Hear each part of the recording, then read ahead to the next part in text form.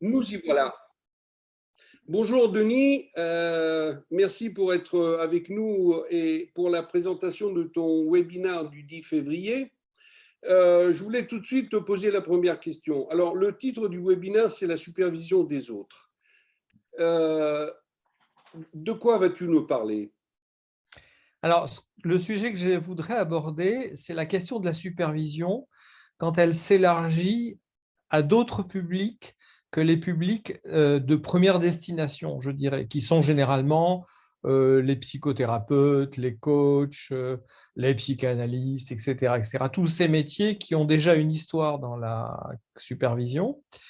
Et ce qui est en train de se passer en ce moment, c'est qu'il y a tout un mouvement, un peu partout dans le monde d'ailleurs, où on commence à transférer, à transférer l'outil supervision à des publics autres que ces publics de première destination, généralement des publics qui sont eux-mêmes leur propre outil de travail, le manager, le formateur, l'éducateur, etc., etc. Voilà, donc on va surtout parler de comment la pratique de la supervision s'étend à des publics autres que les publics de première destination.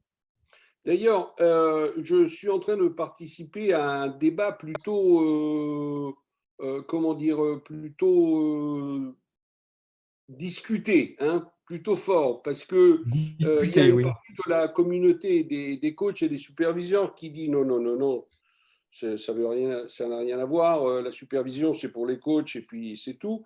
Mais par exemple, en France, Michel Moral est encore dans une position, disons, demi-demi. Mais par exemple, mes maîtresses de l'école de CSA, Hélène Patterson, et mon superviseur, Alison Hodge, ont écrit cette recherche qui démontre que les pratiques de la supervision sont quelque chose que, disons, les managers d'un certain niveau, ça c'est la recherche, apprécient beaucoup les modalités, le climat, l'approche, etc. Donc, moi je crois que la supervision, je suis bien content de ce webinaire si tu veux, parce que je considère la supervision un truc indispensable pour les coachs, mais aussi une nouvelle opportunité de travail pour les coachs, Tout hein. à fait, tout à fait.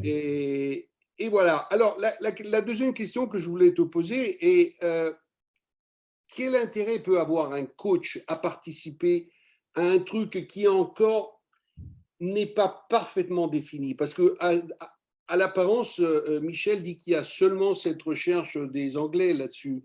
Je sais que toi, tu as écrit pas mal de papiers là-dessus, donc ce n'est pas exactement comme ça. Alors, pourquoi un coach pourrait être intéressé à ce genre de choses?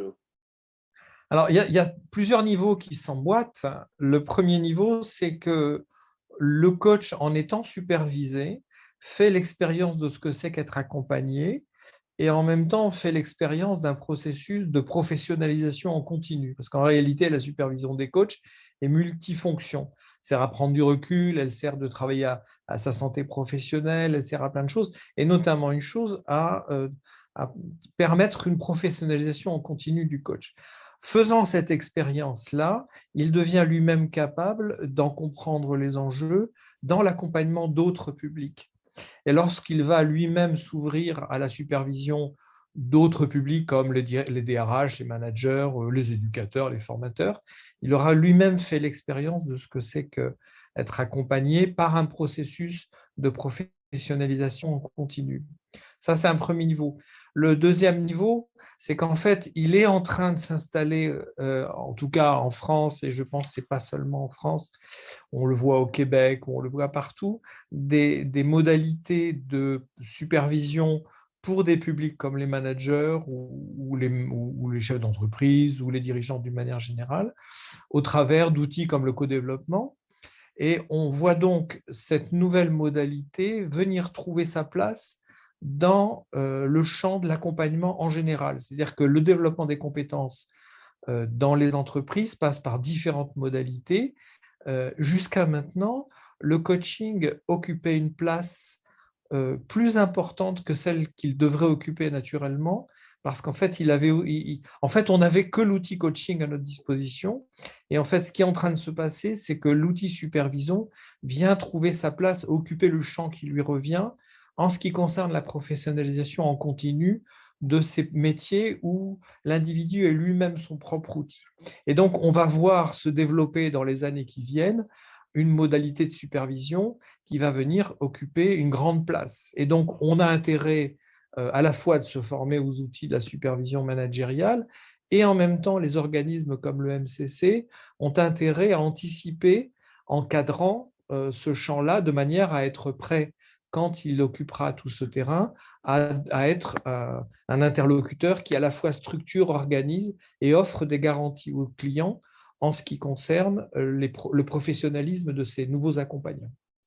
Parfait. Donc, pour résumer, la supervision pour le coach a deux aspects. Le premier, c'est son développement personnel, hein, sa boîte à outils qui vient nettoyer, qui vient perfectionner tous ces aspects plus profonds. Hein. De temps en temps, on entend parler aussi du superviseur interne. Hein. Donc, la création d'un superviseur interne. Et puis aussi, un outil en général qui enrichit sa professionnalisation et qui lui ouvre de nouvelles portes, si j'ai bien compris. C'est ça, tout à fait, absolument. Perfect. Et si tu veux, pour moi, la supervision du coach, c'est le moyen de faire l'expérience du fait d'être accompagné. Et c'est ça qui va le rendre performant, capable ensuite lui-même d'utiliser des outils avec lesquels il se formerait. Voilà, ça, je trouve ça très, très intéressant et je crois que tu insisteras beaucoup là-dessus parce que encore aujourd'hui, euh, MCC Italie, on a encore pas mal de problèmes à pousser sur la supervision. Hein. En France, c'est déjà parce que le marché est naturellement plus développé, mais je vois que les collègues, c'est pas qu'ils résistent, mais enfin, ils n'ont pas encore compris tout à fait l'importance de cet outil et donc on veut continuer à leur exposer les avantages personnels et aussi de marché pour eux. Donc, merci Alors, beaucoup. on a le même problème en France, c'est-à-dire qu'en fait, les coachs superviseurs sont extrêmement minoritaires, très minoritaires. Et la vraie question pour moi, c'est comment on va travailler en direction de nos clients pour leur dire, pour nous, un coach compétent, enfin, on peut vous garantir un coach s'il est supervisé. Et donc, ce qui va amener les coachs à rentrer dans la supervision, c'est qu'on va se positionner comme étant, en ayant cette exigence. Il n'y a pas de coaching s'il n'y a pas de supervision. Voilà, donc c'est un petit peu le problème qu'on a un peu partout dans le monde. Ce n'est pas seulement en Italie ou en France, mais disons que la supervision, c'est un peu quelque chose que les coachs se forcent à faire. Rares sont les coachs qui sont supervisés par plaisir ou par passion. C'est extrêmement rare. Donc la question, c'est comment nos organismes professionnels vont pousser les clients à intégrer la supervision comme étant une des caractéristiques de choix d'un coach. Ça aussi, c'est important. Perfetto. Denis, merci beaucoup, merci pour ton temps. Et alors, on se donne rendez-vous au 10 février pour notre webinaire.